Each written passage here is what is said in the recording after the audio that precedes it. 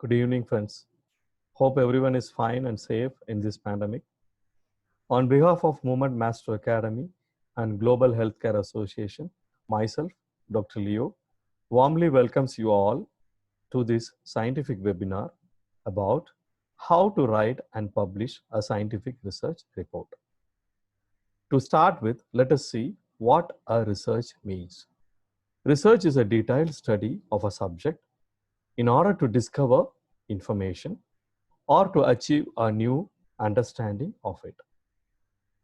Clinical research is a component of medical or health related research intended to produce knowledge valuable for understanding about the human disease or maybe how to prevent it or the treatment options available for the particular disease.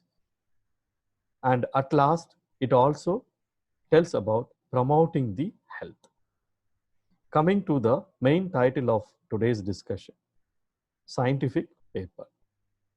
Scientific paper is a written and published report describing original research result.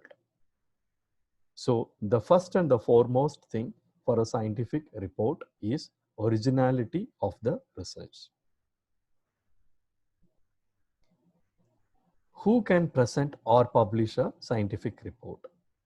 When we start thinking about writing a scientific report or to publish a research report in a journal, we will get some queries about the qualification or occupation or experience of the primary investigator or the first author, as well as about the co-authors. Regarding the qualification, is there any limit whether a graduate can write a paper or only masters and doctoral degree holders can write a paper? Similarly, when we think about the kind of work, whether a clinician can do a research or only academicians can do research, or researchers who is affiliated with the research institutes or the scientist, they can only produce a manuscript. Is it restricted to experience? Only experienced can publish a research, or beginners can also publish a research? The answer to these questions is all.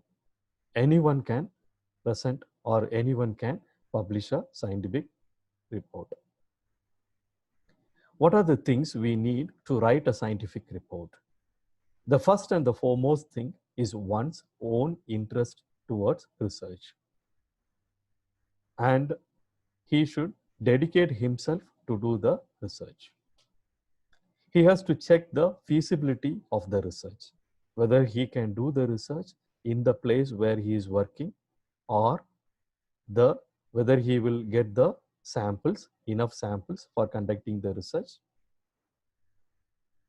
Then we have to think about the source of funding, whether he will get the fund from the institute where he is working, or maybe from the government bodies or agents or pharmaceutical company.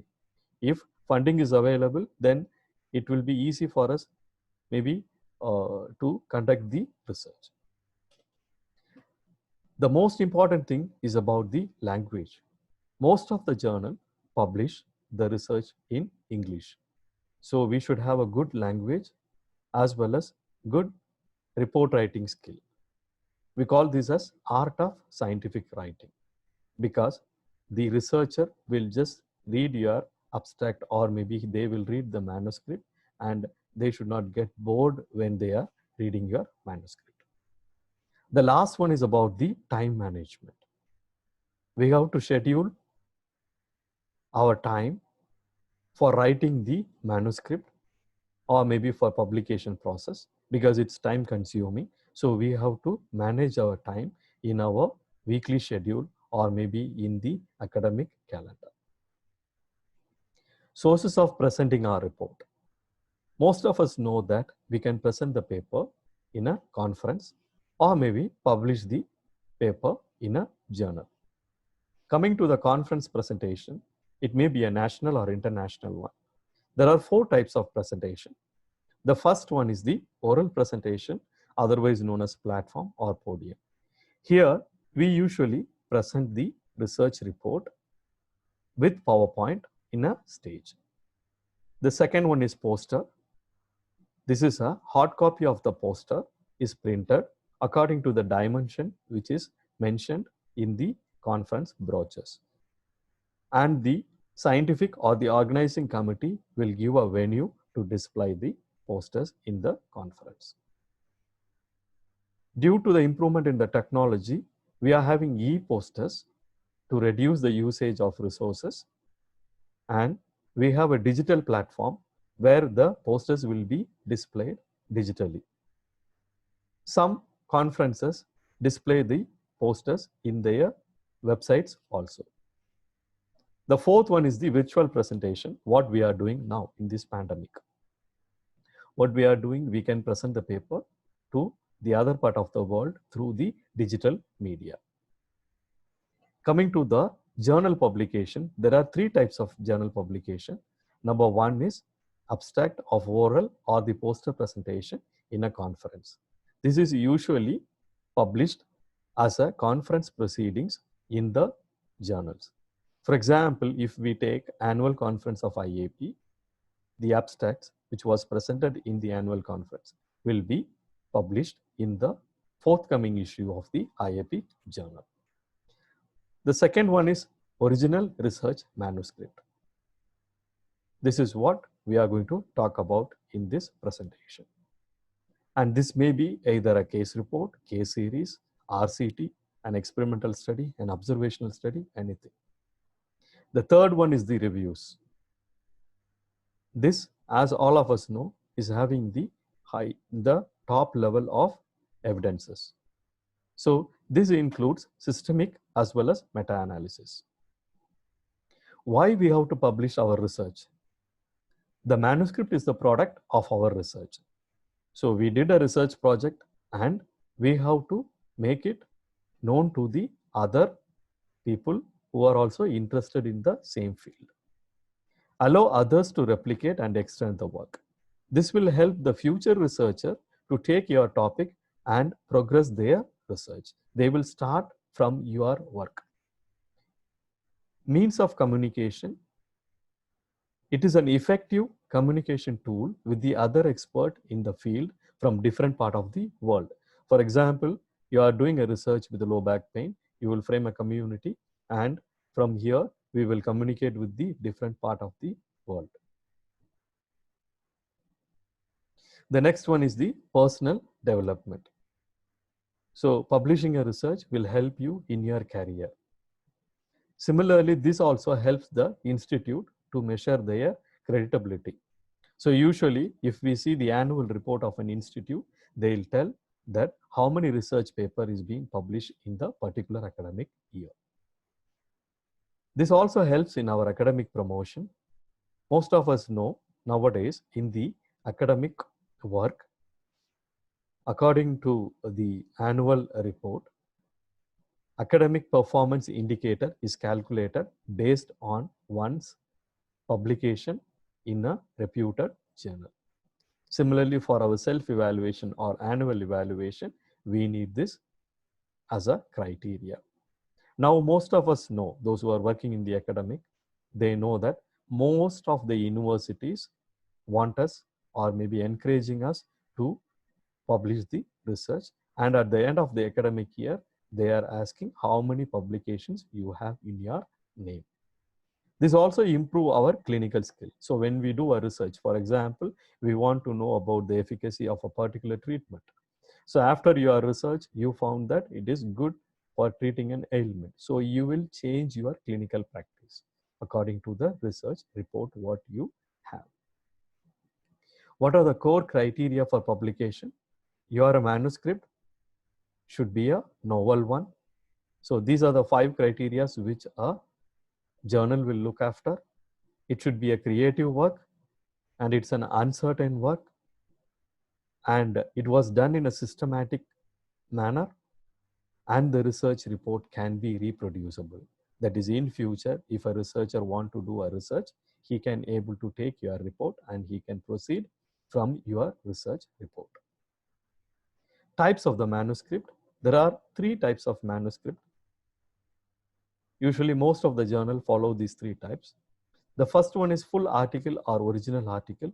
This is the most important paper.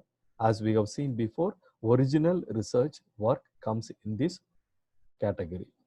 Often they are substantially completed piece of research that are of significance as original research. And different journal has different policies regarding the word count. Most of the journal allows between 4,000 to 6,000 words. Some journals may accept even more than 6,000 if your work is very good, or maybe if it is really has to be recorded. The second one is letters, otherwise known as rapid communication or short communication. These are usually published for the quick and early communication of significant or original advances. This is written as a letter to the editor. When you see a journal in the first or in the beginning, you will see letter to the editor.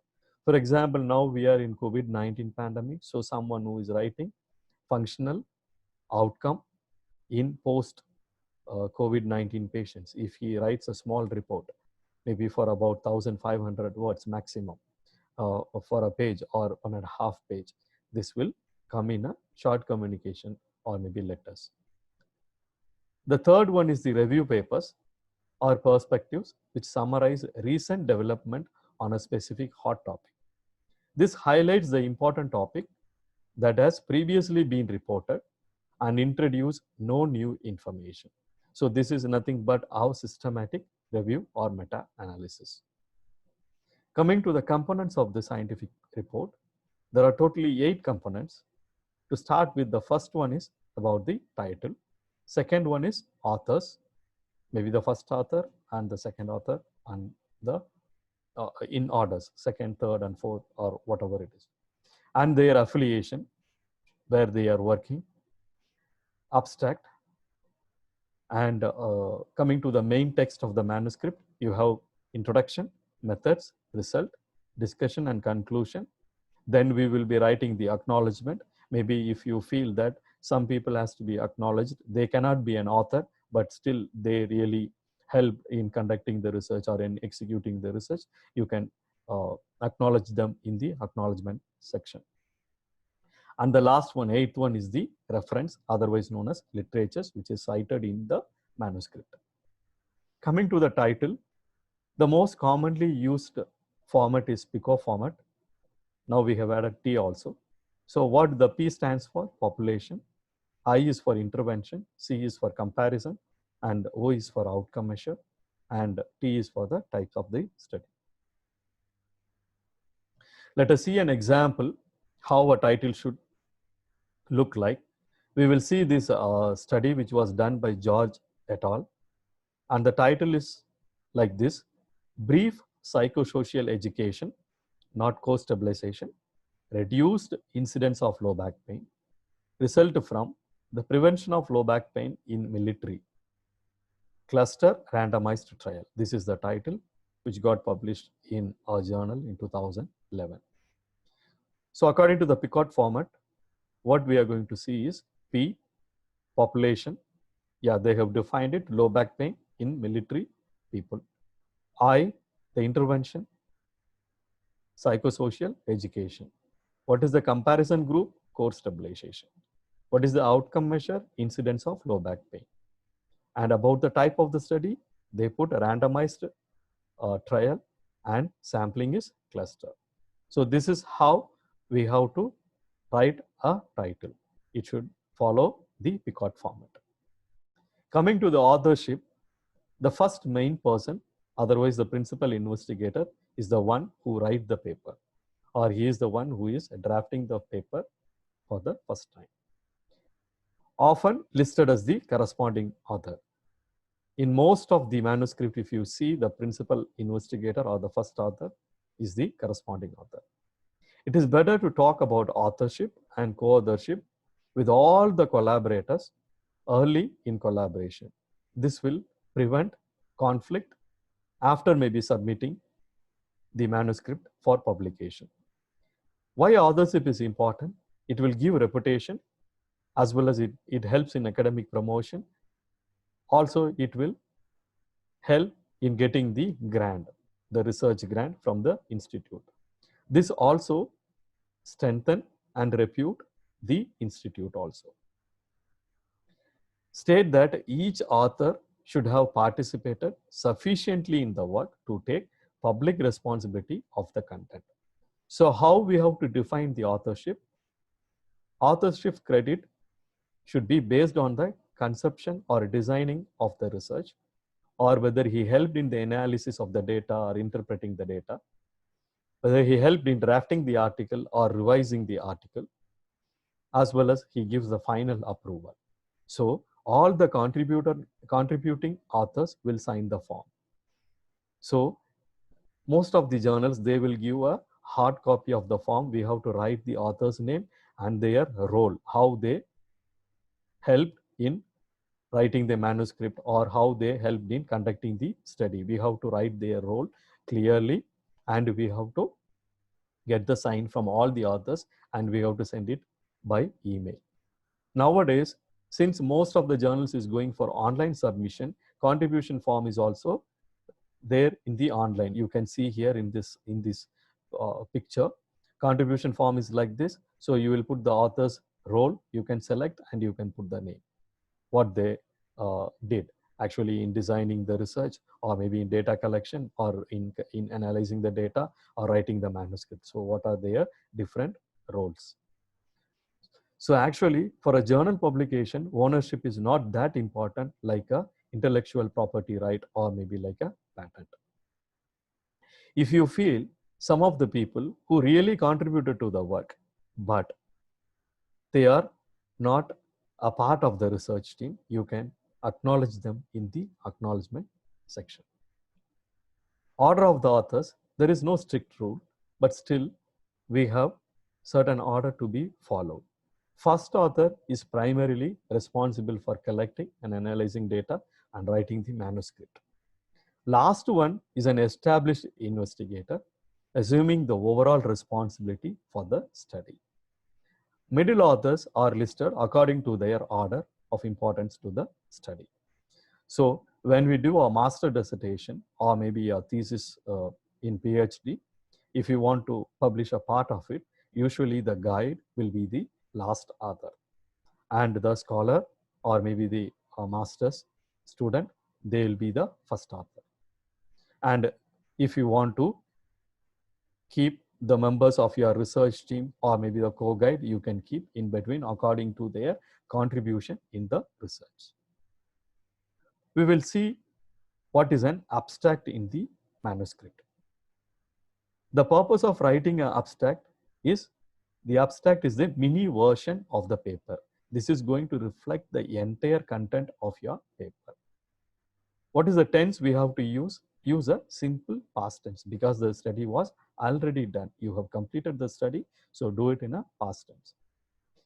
What are the elements of an abstract? There are 4 main elements of an abstract. One is the principal objective, that is your purpose of the study, or aim, or the objective of the study. The second one is the methodology which is used. Then your principal result, only the main findings, followed by the main conclusion. As all of us know, abstract is a abbreviated research work. So it is a concise work, but make it very clear and concise. Don't use any vague statements. And your abstract should have 4 sections, as we saw before. The first one is why the work was done. That is the purpose of the research. How the work was done, methodology. What was learned, what is your finding. And the last one is the conclusion, which can be made from your findings. Some journals restrict the words for the abstract. Usually, they accept an abstract between 200 to 250 words. Some journals need a structured abstract. That is, they need the heading, introduction, methodology, result, and conclusion in abstract also. Most of the journal nowadays ask a single paragraph as an abstract. Again, it should have all these 4 criteria inside it. Why, how, what, and what is the conclusion based on your result. Here are some of the tips for writing an abstract. Begin with identifying your problem. That is your purpose of doing the research. Then describe the participants in the study. Write about the sample. The third one is briefly describe the study method, the procedure or the protocol which is used. Give the basic finding, that is your result part. And the last one is provide any conclusion based on the findings. And you have to add the implication of the study also in the final part of the abstract. That is how this will be utilized in clinical practice or maybe in the future research. Coming to the main text or the manuscript, we have a format which is known as IMRAD format. So we have to follow this format. This is a general structure of a full article, follows the IMRAD format. This is introduced by American National Standard Institute in 1979. So what this I, M, R, and D stands for? I is for introduction, M is methods, R for result, and A is just like and D is discussion. So these are the four main headings in a text or in the manuscript. So in introduction, you have to write what you and others do about the topic. And you have to justify why you did this research.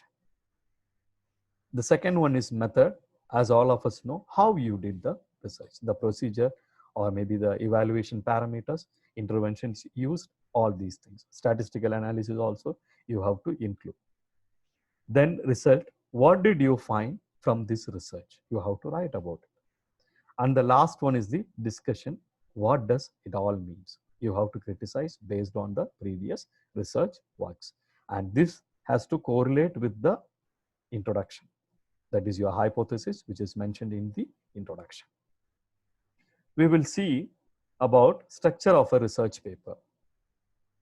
As you can see in the picture here, the structure of the research paper looks like a hourglass. So it's having an abstract followed by your IMRAD, and the last one is reference. So you can see the beginning starts with the general writing. Then you have to go for specific, what you did in this particular research.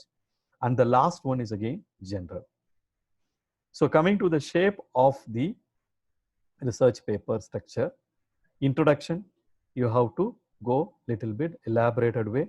Then in methods and result, you have to concise it. Then in discussion, you can write more. And again, in the introduction, start with a broader topic or maybe general background about the research. Then narrow down to the thesis statement, otherwise known as your hypothesis. So at the end of the introduction, you should put your hypothesis or objective of the study. The next session is your methods and result. Provide specific detail, evidence, and arguments. State the findings in the result. And the last one is discussion. You will provide interpretation from your study. Then this explain how this study is significant in the field. This will also write about the recommendations. You have to also include the limitation of the study. So in introduction, what is the purpose of writing an introduction? This provides the rationale for the study. This will give an outline about your study. You have to write the introduction in present tense. And what are the elements? You have to write the nature and scope of the problem.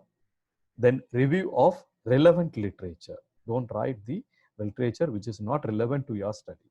So you have to cite the author properly when you are reviewing the literature. Then you should write the hypothesis, the approaches used, and the principal results from the previous research paper, as well as main conclusions from the previous work. So we will see what an introduction should have. It should present the problem or the hypothesis. It provide context for the work, that is outline of your work. Citation of appropriate prior research is very, very important. When you are using a quote from some other's research, you have to cite them, you have to give the respect to the other researcher, provide the context, then focus to the specific issue examined. So when you see the structure of an introduction, it looks like a funnel. So topmost or the beginning of the introduction is broader. When you come down, it is going narrow. So in introduction, the structure is divided into three parts. The first one is the known part. The second one is unknown. And the third one is hypothesis or purpose. So initially what you have to write, you write about your understanding of the world. That is what you know. For example, if we are writing a research paper about osteoarthritis, so you just write about osteoarthritis, then you go for the prevalence rate, write about the global prevalence rate, then come for a local prevalence rate, then you have to write what are the outcome measures what you are using which will help in measuring the outcomes, or maybe what are the interventions, you write about that. Whatever things which is known about your topic. The next one is the unknown side. So this is nothing but what is the gap we want to fill. So here you will be discussing about your research question. So why you are doing the research. The last one is how or why should we fill the gap. Why we have to fill the gap. That is nothing but your purpose of the study or the objective or the hypothesis. So usually the last 3 or 4 lines of the introduction will be about your purpose of the study or objective of the study. We'll go to the second main heading, the materials and methods. What is the purpose of doing this? To describe what was done. And whether you are using an experimental model or is it like a field study, like doing a survey. The tense used here is again simple past because the study was already done. The elements which is described in the methods is nothing but about the materials, that is the equipments which is used, outcome measures, or maybe description about the procedure, the protocol, entire protocol or the procedure, how you prepared the patient, how you did the outcome measure, whether the pre-test was done at the baseline, and post-test, if you do post-test 1 in 2 weeks, post-test 2 in 4 weeks, and post-test 3 in maybe about after 2 months. So you have to clearly define about the outcome measures and the interventions, the dosimetry of the interventions, everything should be in detail. For example, if you give exercise, how many times you are giving, and whether the exercise was given on all the days, alternate days, or 3 days in a week.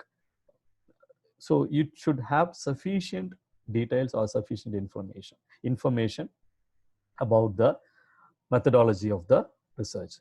Why this is important is maybe in future, some researchers want to take your protocol for their research work.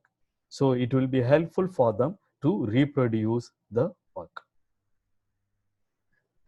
So what are the things you have to include in the methodology section? The first and the foremost thing is about your ethical clearance or maybe the institutional review board. So if you get a ethical clearance, you have to mention the ethical clearance statement or maybe the number of it. Maybe some journals nowadays ask this as an annexure to attach when we are going for submission, the ethical clearance letter. The next one is the informed consent from the patient. When we are going for a clinical trial, you have to get a informed consent after explaining about the risk and the benefit of the procedure. Every patient has to sign the informed consent. In case of minor, the parents has to sign the consent.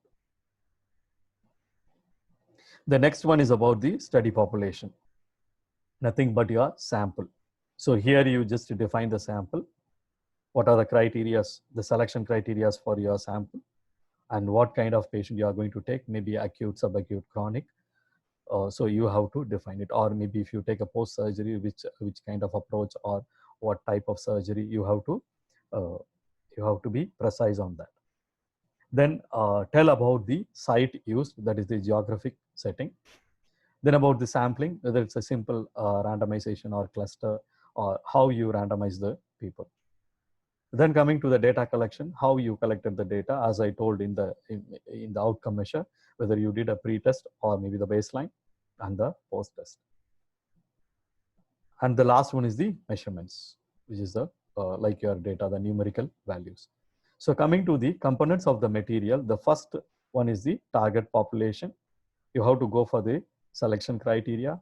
It is like your inclusion criteria, exclusion criteria, and withdrawal criteria, whether if some patient is being withdrawn from the study, what was the reason behind that. Then you can go for a sample size calculation, and you can mention the appropriate sample size. In the method, we will be explaining about the research design, whether the research is a prospective research or a retrospective research. Is it an observational research, just doing a survey, or maybe an experimental research? Research intervention, what are the interventions you use? And as I told before, the dosimetry, everything, all details about the protocol or the procedure. Outcome measure, you have to write about the outcome measure and the spot where you did the outcome measure. And the last one in the materials section, you have to write about the statistical analysis. Maybe if we use SPSS or maybe Excel, whatever it is, you have to mention it, which version of it, and what are the statistical tools or maybe the test used. For example, student t-test or ANOVA or Pearson correlation, what are the tests you use, and you have to write about it, a description about the statistical analysis at the end of methodology. Next one is about the result. The third one is the result. Why we are writing the result? Result is nothing but presenting the data or the fact. What you have to write? You have to write what you found from the research, or maybe the observations or the discovery or the calculated values of your research. So you will be presenting this in the research section.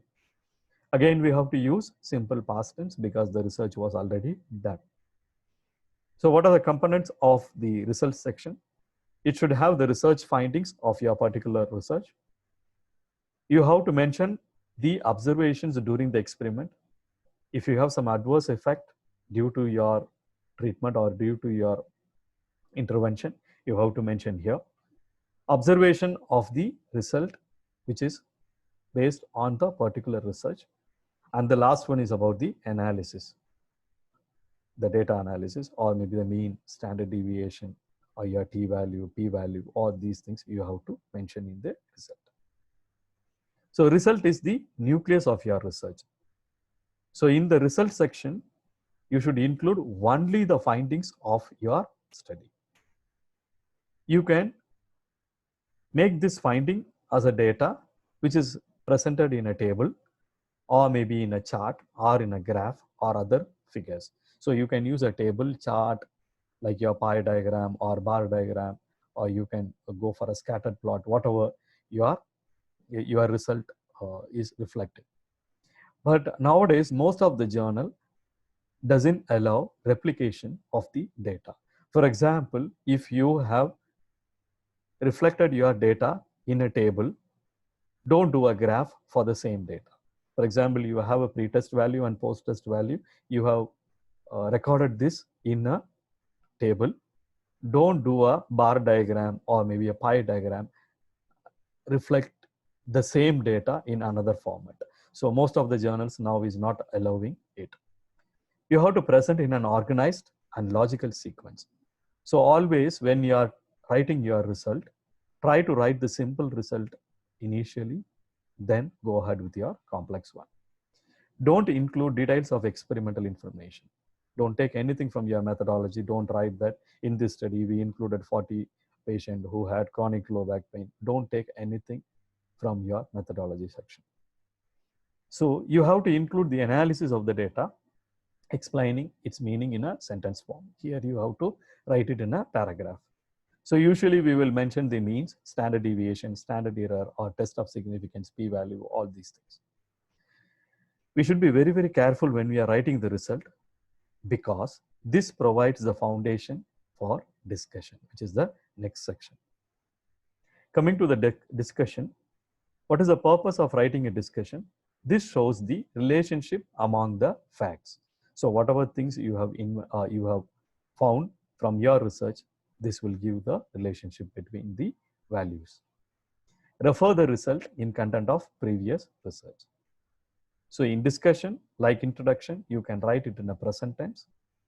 And coming to the elements of discussion, this should express the relationship shown by the result. So you have to write the discussion according to the result findings. If there is any exception in your result, for example, you found something which is new and which is exceptional from the other research, you mention that and you have to critically analyze the report. How your study agree or disagree. So we usually, when we write, we usually write that this is in line with the research work done by someone else, or this is in contrary to the research work. So if you are writing that this accepts the same kind of work which was done by a previous researcher, or this is it is controversial to the report, you have to explain, or you have to critically analyze what is the reason behind that. So what is discussion? According to Joseph Joubert, the aim of argument or of discussion should not be a victory, but progress. So always keep in your mind that with discussion, your research is not going to stop or end. This is going to give a way for the new research to develop.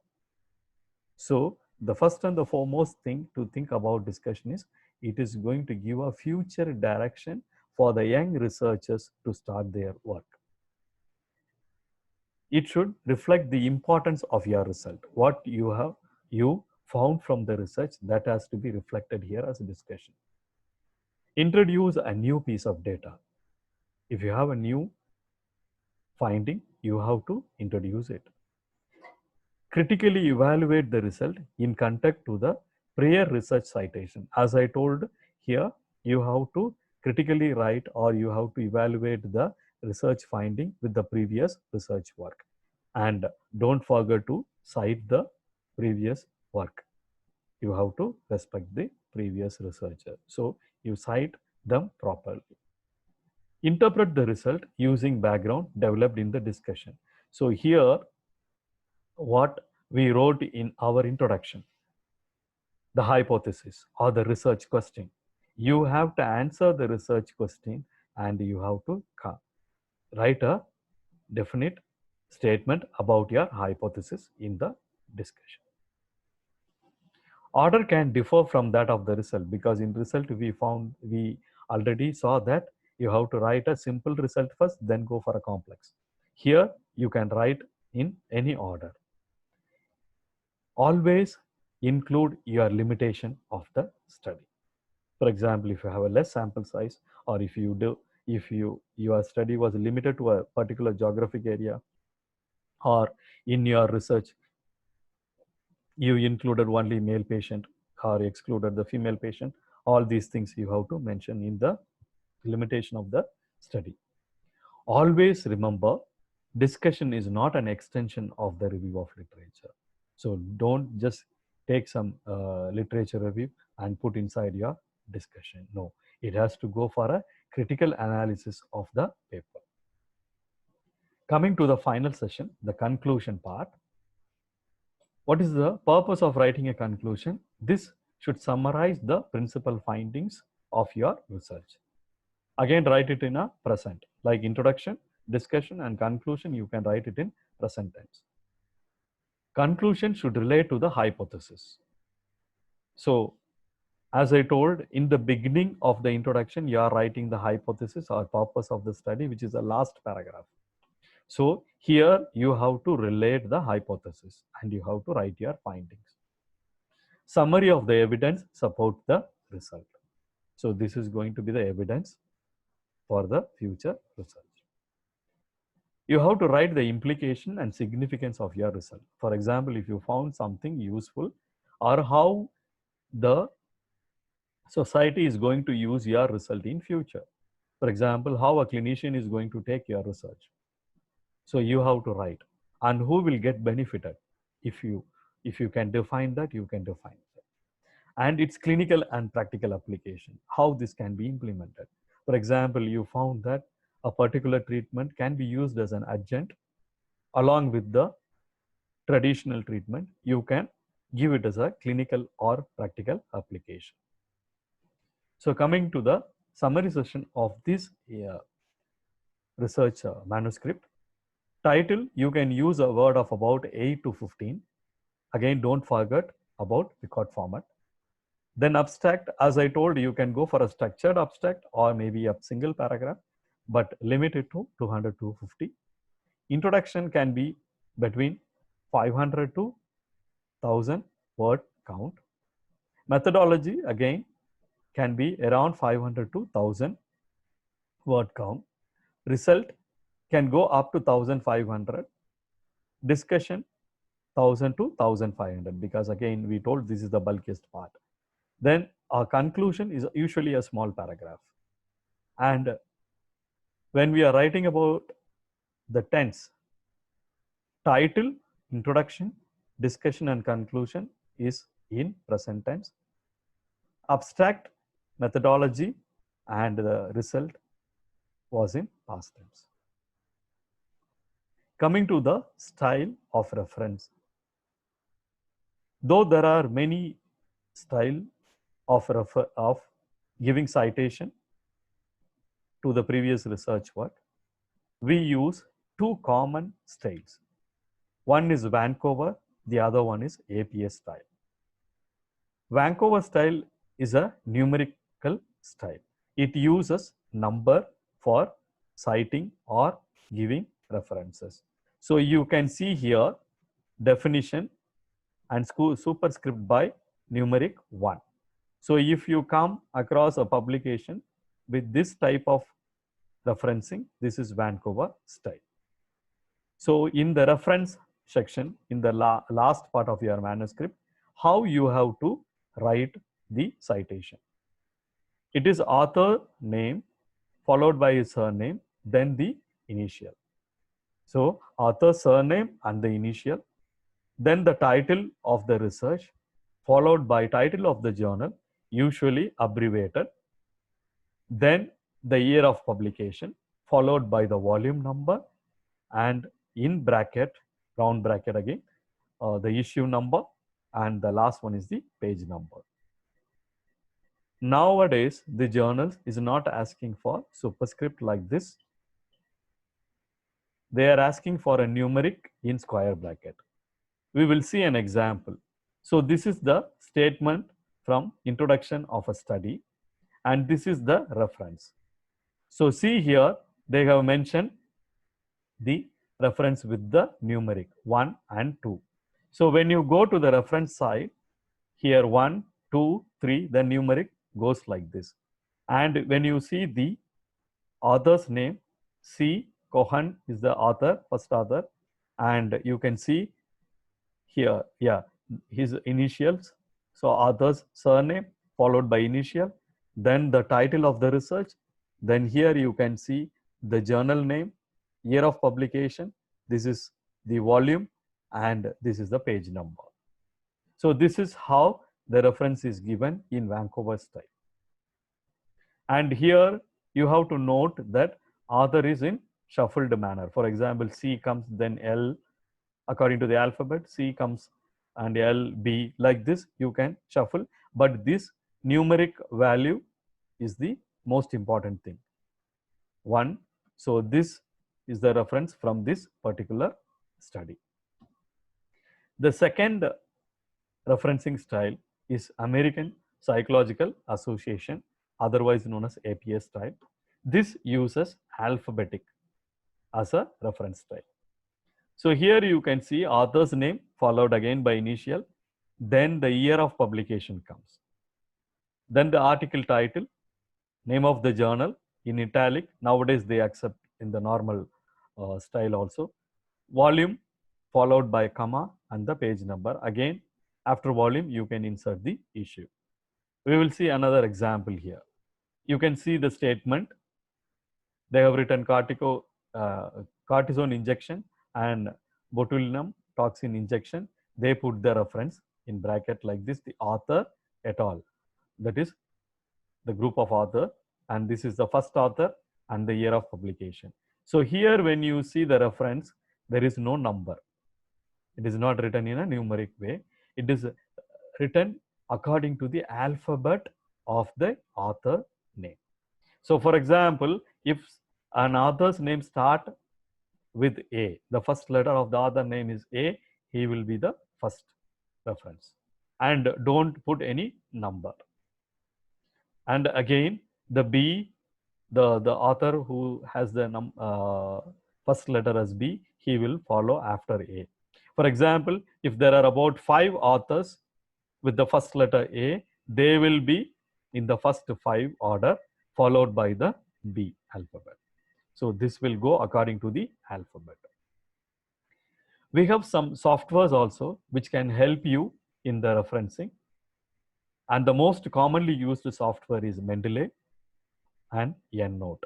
These are free softwares, and there are a lot of tutorials which is available on YouTube. For further reading, what you can do is you can go through the videos, and it is easy comparatively.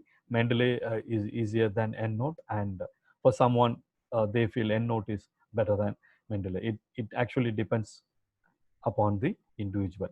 So you can go through the tutorials in YouTube, and you can make use of the softwares. The only advantage of using a software is, for example, if you send your manuscript to a journal which asks for Vancouver style. So you prepared your entire manuscript according to Vancouver style and sent to a journal. Unfortunately, the manuscript was not accepted. So you want to now send the manuscript to another journal, but this journal is asking for APA style. So manually sitting and correcting all the references is a hectic work for us.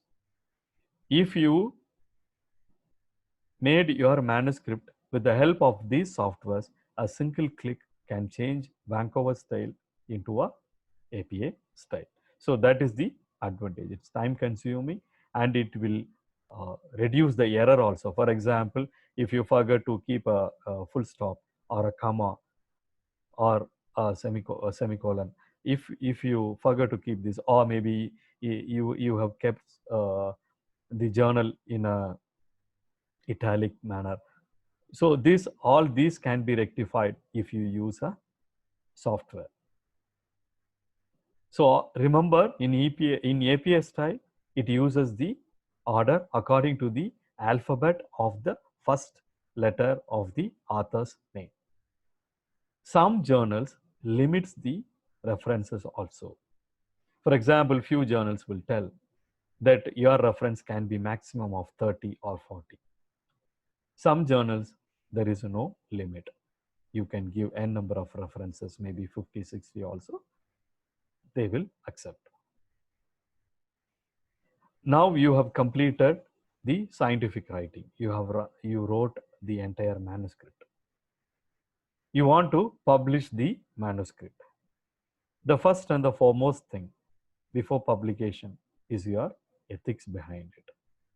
Plagiarism is considered to be the important publication ethic. What is plagiarism? It is just Control C and Control V. Copying someone's work and pasting in your work. So it is the act of presenting another's work or idea as your own. So plagiarism took its root from the Latin word plagiarius, which means kidnapper. It is an act of presenting words, ideas, or images of others as your own. How you can prevent this plagiarism? Think of yourself. You have to think about yourself. One of the easiest way to do or to prevent plagiarism is when you read the manuscript or when you take a quote from a previous work, try to convert it into your own language. Then from your own language, That is what you are understanding. For example, if you are understanding that low back pain prevalence rate is about 80%. So this is what you are reading from another manuscript. So what you have to do is you have to convert the same thing in your language according to your understanding. Then what you do is translate it into English. So you will get a new sentence which explains the same word. So this is how you can do. This is just an idea of doing it. How to avoid the plagiarism? This is one of the worst thing in the science. Plagiarism or stealing a work from colleagues can lead to serious consequences either professionally or legally. If someone is filing a case, then your publication will be withdrawn from the journal and you will be, maybe the institute can debar you from the service. You can use the softwares. There are many softwares available in the market. Most of these softwares are paid one. We have some websites, and these are some of the most commonly used plagiarism tool: Authenticate, Turnitin, Plagiarism Checker, and the Plagiarism Detector. We have some free online softwares also, but the wordings is restricted in most of these plagiarism checker. For example, if you want to check online, they will limit the word to 500 words for the free version. So it is better to go for an institutional access or maybe go for a paid version of the software.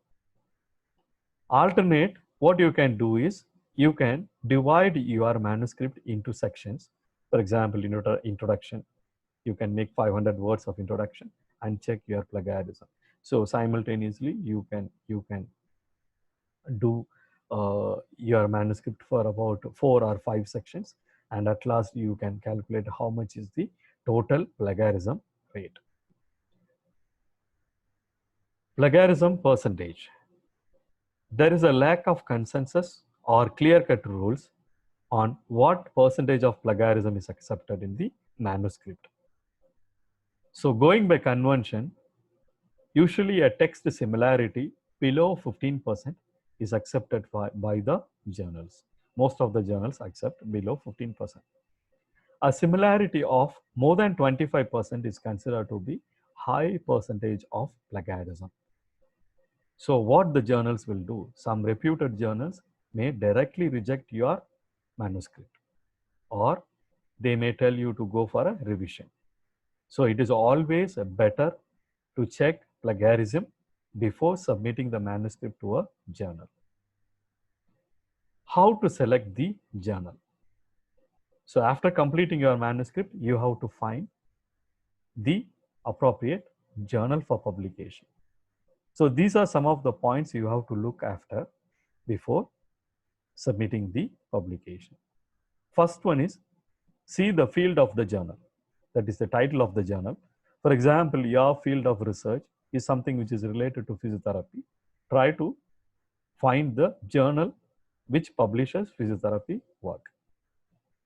The next one is scope of the journal. If you go to the web page of the journal, you will find the scope of the journal. So this is nothing but the aim of the journal or what kind of work they are publishing. So again, you can go through this and you will find. For example, they will tell these, like for example, some journals which is related to medical science, they will write that these are the particular titles which can be accepted for publication. So you can go and you can see the scope of the journal. Indexing bodies, to which indexing bodies the journal is affiliated with. There are many indexing bodies. To name few, or the important one is ISI, Web of Science, Scopus, Google Scholars, and all of us know about PubMed, and our own UGC, the University Grant Commission, has its own CARE list. There is a list of journals. I think there are 4 A, B, C, D. In the list, what are the journals is being indexed. We will see bit detail about these indexing bodies because this is one of the important factor when we are publishing. Then see the audience and the geographical impact. For example, if you do an epidemiological study in a particular geographical area, try to publish it in the national journal or maybe in the local journal because it will reach more people, and the citation is one of the important factor. The researcher is counted with the number of publication along with the citation also. Citation is also very, very important for a researcher. So if you publish it in a particular geographical area, in future, if more people are doing research on a particular condition, they will use your paper as a reference. So the chances of getting more citation is there. Coming to the impact factor is nothing but ranking of the journal. So this is being calculated usually by the indexing body, and if you see an impact factor of about 6 is present only for 5% of the journals. About 2/3 of the journals is having impact factor of 1 or less than 1. So this is, you have to see how much is the impact factor. So something which is about 2 is good. The next important thing what you have to see is open access or subscription based. So open access is nothing but the article is available free of cost to the users. For example, if someone want to use your article to cite his research, he want to see the entire manuscript. So the journal is having the copyright. They will transfer the copyright to them. So they will put it in open access. In the sense, anyone can go through your manuscript. For this open access, why it is important? Because most of the open access journals will charge from the author. To run the business, the journal will take money from you because it is not taking the money from the researcher who want to see your paper, or maybe the institute who want to subscribe your paper. Maybe most of us might have seen in the college library having some hard copy of the journal. This is subscription based. The university or maybe the college will send money every year to the particular journal and they will send the hard copy. This is subscription based. So subscription based, the user is paying the money, so the author will not pay any money to the journal company. Article processing charge is again one more important thing what we have to look after. If your research is funded research, if you have a research grant, there is no problem that you can go ahead with the article processing charge. But most of the research what we are doing is self-funded. That is, we are doing the research from our side. There is no research grant or there is no fund which is provided. So what we have to do here, you have to go for a APC which is affordable by the author. It again depends on the journal. Some journal may ask for $500, some may ask for $200, some may ask for even $2,000 also. So you have to just see this APC before submitting the journal, because once selected, they will ask you to pay the money. Some journals even ask money at the beginning of the process to review the manuscript. For example, recently we have submitted an article. The journal took $80 just as a submission fee. If the article will get accepted, then we have to pay 150 US dollars. So this is again different ways of collecting money from the authors. You have to look after the previous research relevance also. So when you decide about the journal, read the archives of the journal, that is the previous research articles. It will give you an idea. For example, if you do something which is related with sports injuries, you took a journal which is in the title of sports science or maybe sports injury, or exercise medicine. So what we are going to do is you read the publication which is already there. So from there you will get an idea what kind of manuscript they are publishing. Acceptance rate of a journal is nothing but the probability of getting a study accepted by the journal. You can see this again in the journal page. About 30% of the acceptance rate is good. For example, 100 studies coming to a journal, 30% of the study is being accepted by the journal annually. That is a good acceptance rate, and the chances of getting more acceptance for your research. Frequency of publication is again one important factor. Few journals publish the issue every bi-monthly, that is every 2 months they will give a issue of the journal. Few journals, what they will do, maybe 2 issues in a year. So if some journal which is having a quarterly or half-yearly publication, the chances of getting acceptance is less. So go for the one which has more frequency of publication.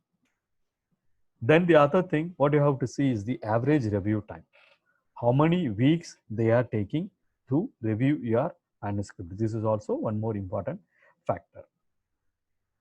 And we have to see about the review, whether it is single blinded or double blinded. In single blinded, maybe one of the people, either the reviewer or the author, knows each other. In the sense, for example, I am submitting an article to the journal. It goes to a reviewer. Maybe I know who is reviewing my article, or vice versa. The reviewer knows who wrote this article. So this is single blinded. In double blinded, both of us doesn't know. That is, the author also don't know who is the reviewer. Reviewer also don't know who is the author who wrote the paper. Coming to the competitiveness of the journal, it is divided into easy, moderate, and strong. Again, you can see this in the journal website or in the journal finder. The journal which is having easy competitiveness, they will correct. If we make some mistakes in the manuscript, the journal, the editor, or maybe the journal people, they will do the corrections. In strong competitiveness, what they will do, they will just send back your manuscript for correction. They will tell that you forgot to keep a full stop in line number 20 or whatever it is. They will write a note to you that this is the mistake which was done by you. You didn't capitalize the word, you didn't put a full stop or whatever it is. They will not do any corrections if it is a strong competitiveness. Usually the journal which is having high impact and high quality, they will not do that. How to select a journal? You can use the tools also. The first one is a directory of open access journals. This has all the journals which is open access. Then you have the Scopus compare sources. And for Web of Science, you have LedPub. Just enter into the LedPub, the website, and you write about the title of the journal. You will get all the information about the issue, about the impact factor, about the competitiveness, about the review time, acceptance percentage, everything about the journal, you will get an information. Even you have something which is known as manuscript matcher. What you can do is you just copy your abstract and paste in this. It will suggest you the journals which match your manuscript based on the scope of the journal.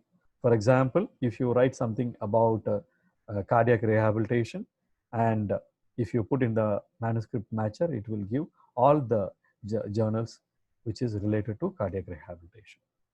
And we all know this Wiley, Elsevier, Springer, Taylor, all these are the journal publishers. They all have their journal finders, but it is restricted to their own publication company. Again, coming to the indexing, as I told, you can see here, there are so many indexing bodies. Like Elsevier is having Scopus, you have Google Scholar, PubMed, we all know this, and the Cochrane Library. And here you can see a number of indexing bodies, such as like your Index Copernicus, Academic Keys, and InnoSpace, all these things. And in India, the UGC has the list of approved journals, and this list is known as CARE list. And we have group A, B, C, and D. So if someone is applying for an academic promotion, now every university is strictly following this rule. The journal publication should be from the list of the journals according to UGC CARE list. So this is why this is important, is all your hard work, the entire research will be wasted if you publish your work in a predatory journal. If the journal is just taking money and publishing, which is not indexed in any of this database, then your work is going to be waste, because nowadays we have a lot of competition. So all your research work will be meaningful only if you select the appropriate journal, again, which is indexed in a good database. So as I told, three important things.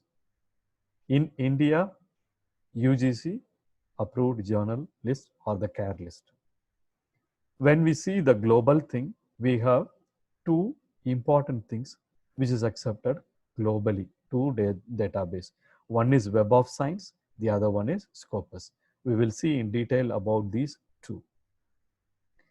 Web of Science is also sometimes known as Thomson Reuters, otherwise Clarivate Analytics.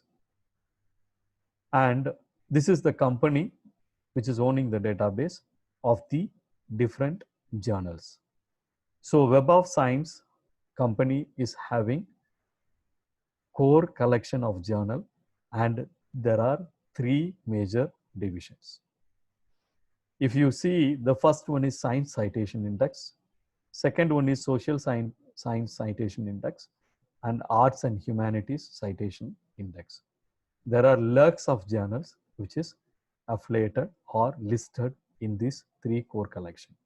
For example, all the medical or physiotherapy related journals will be in the SCI. So now the Web of Science has included in 2015 the fourth core collection, which is known as Emerging Source Citation Index. So this logo is nowadays very, very common. When you see a journal page, this logo is very common, indexed in Emerging Sources Citation Index. So if you see this logo, this doesn't mean that this journal is having affiliation or maybe is having the impact factor which is calculated by Web of Science. In 2015, this ESCI is created so that the journal can enter into Web of Science. So for example, if I have a journal which is related to like Indian Journal of Musculoskeletal Research, there is no such journal, but I'm telling you an example. And I want to register my journal with Web of Science because it's a honor and it's a credit for me. So I want to register into Web of Science. So the first step to enter into Web of Science is ESCI. I have to register into Emerging Sources Citation Index. So Web of Science will tell that, or it will give a certification that this journal, we are including it into ESCI. They will see the quality of the work, the publication in my journal, plus the citation in my journal in a particular period of time. Then they will do a Clarivate Analytics, that is the calculation based on the quality as well as the citation of the journal.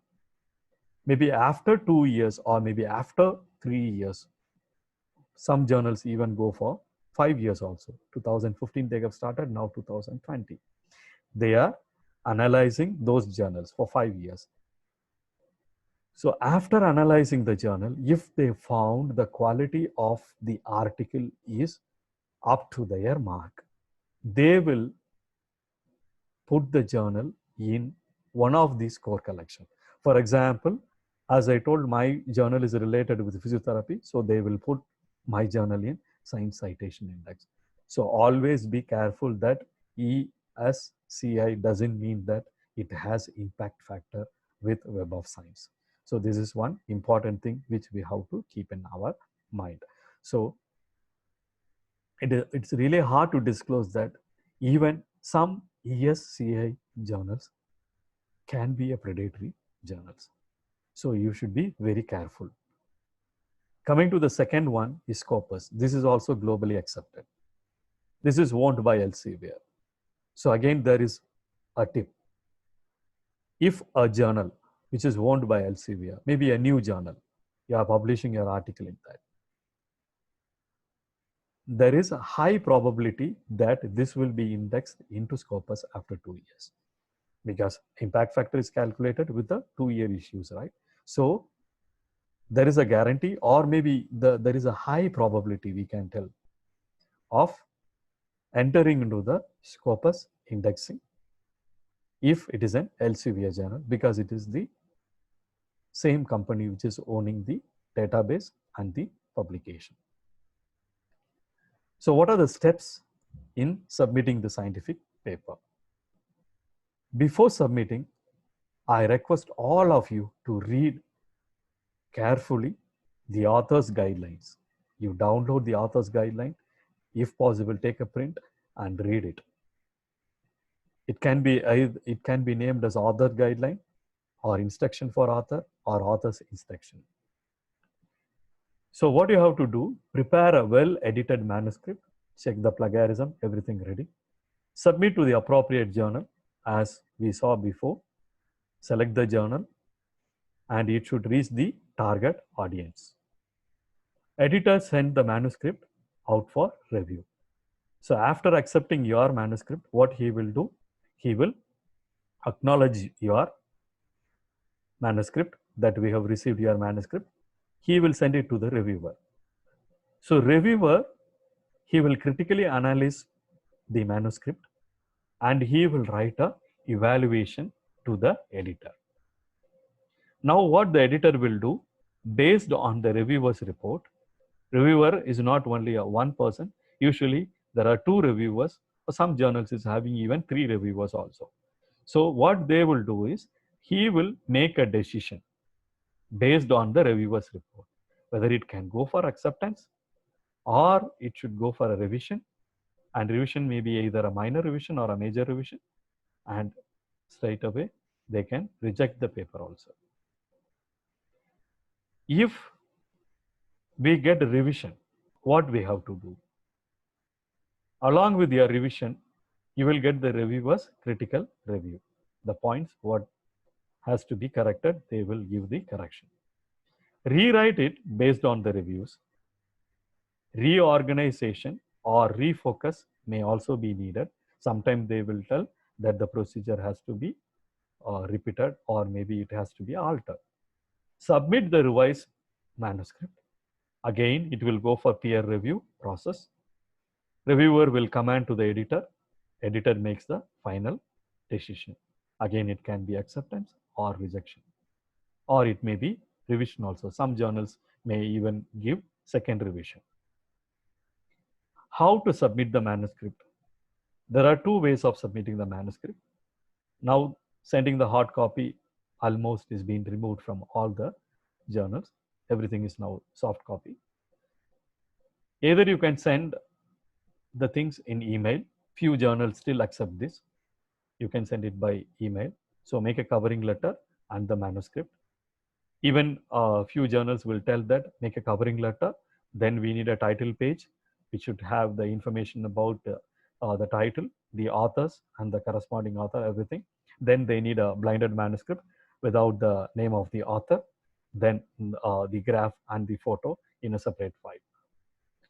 The second one, most of the journal is following this online submission system.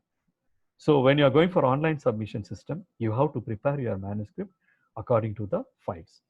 And most of the journal accept MS Word as a document. So you have to make separate documents or maybe files.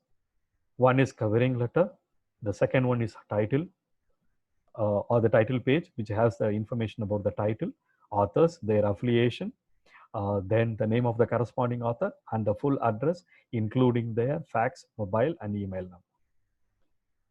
Then the abstract page with keywords. Keywords is usually 3 to 5.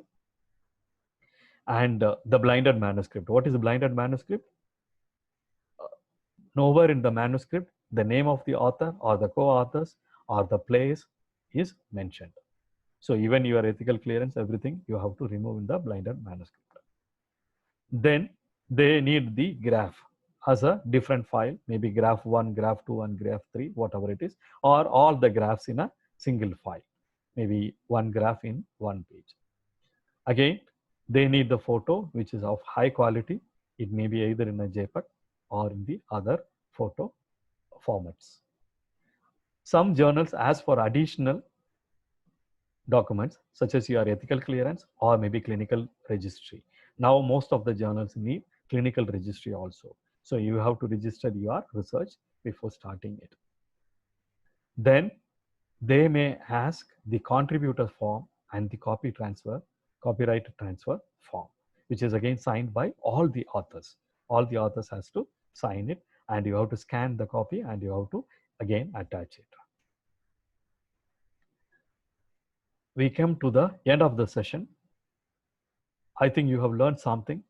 If you have more doubts or if you want to learn further about research or how to make a manuscript or how to select a journal or how an impact factor is calculated, Elsevier is having a website which is known as a Researcher Academy. You can register. It's a free portal, and this gives a lot of webinars as well as videos about the research process or how to effectively write a scientific paper, how the review process is being done, everything. They have many tutorials related to research. So you can make use of this platform. These are the references. And I take this opportunity to thank Movement Master Academy, Global Healthcare Association, and my friend, Dr. Pradyo, as well as the Dean and Vice Dean of my institute here, as well as my head of the department in Applied Medical Science College at University of Hyde. I gave my email ID as well as my WhatsApp number. If you have any doubts or queries, or if you want further information about writing a manuscript or maybe publishing a manuscript, feel free to contact me. Thank you. Thanks for hearing. Maybe you can drop your queries as a message. I'll try to answer. Thank you.